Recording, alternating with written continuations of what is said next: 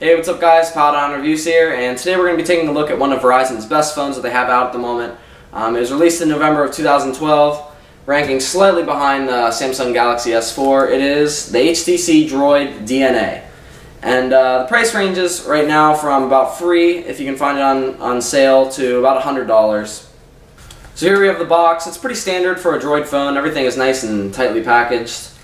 It's really nicely put together. We're going to open it up here, and up front you have the Droid phone itself, and underneath you also got a lot of instruction manuals and standard equipment, you know, USB charging cable, SIM card and stuff like that. Now, this phone is really a beautiful piece of machinery. It's got a really slim design. The back is polycarbonate, so it's really strong, and all the red here, the grills and the volume rocker, all the red you see is actually metal. So that adds like a nice touch of luxury. You got a 2.1 megapixel camera up front here, which is decent, and back here, this phone really shines with a 8 megapixel camera. It's a new generation f2 aperture, and it's also got a flash here. And then you can't see it, but there's actually a notification light right here that goes on and off. You get a new text message or a friend request on Facebook or something.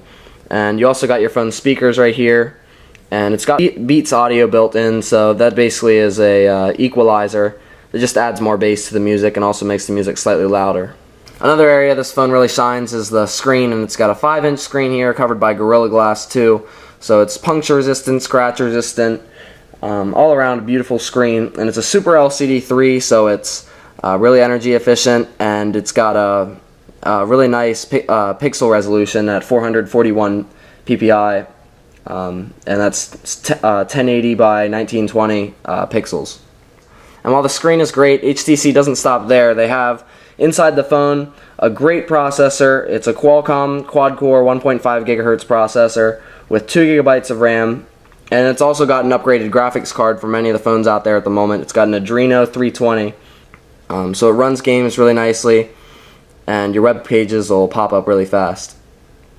Lastly, the phone also packs 16 gigabytes of non-expandable memory, 11 gigabytes of that which is actually usable once the operating system downloads.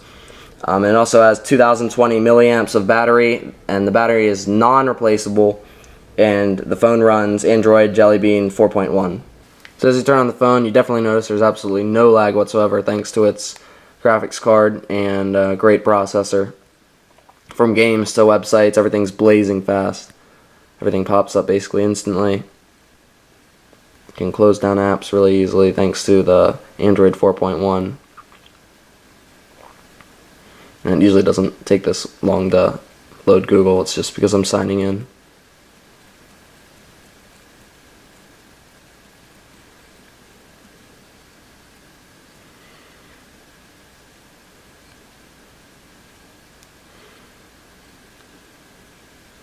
And Adobe Flash also works with this phone. I just haven't loaded it onto the phone yet, but there's many tutorials for that.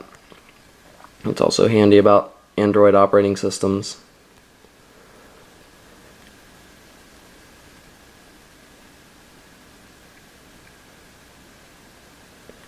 And that's basically it.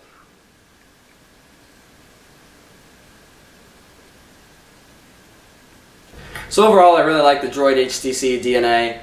I really only have two qualms about it, and they're really minor. The first is that for a phone nowadays, I definitely expect the speakers to be a lot better. I have a phone 6 months older than the HTC DNA, the Samsung Galaxy Blaze, and the speakers are actually better on this phone than they are on the DNA. So I was kind of disappointed with that. And also, the battery is not replaceable, or at least not easily replaceable, because it's sealed into the phone, and so that can be a problem years down the road when the phone can't hold a charge anymore because the battery's been used so many times. But this is another minor issue. I mean, basically 2 years from now you're probably not going to want this phone anyways because there's going to be some other great phone out there, but it is kind of disappointing to know that your phone might be a paperweight in a year or two. So overall, I definitely recommend the HTC Droid DNA. It's a great phone. You'd be hard-pressed to find another phone at this price point that's better than it for Verizon, and that's all I got to say. So thank you guys for checking out my review. I hope you guys check out my other reviews, subscribe, like this video, and I'll see you guys next time.